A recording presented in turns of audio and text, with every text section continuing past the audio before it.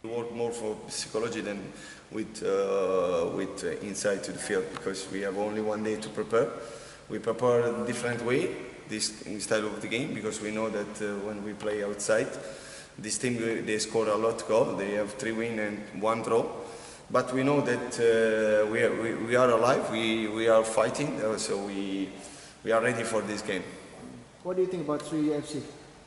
It is one of the most important club in Indonesia. So they have big budget player. They have I think 7 players, foreigner, 3 naturalization, 4 players. So they have a very good team with good supporter, with good coach also. They training them very well.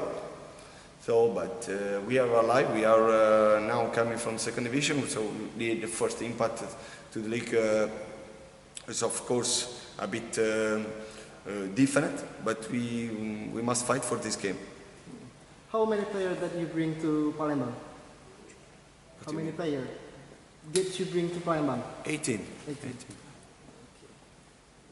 Okay. Ada lagi?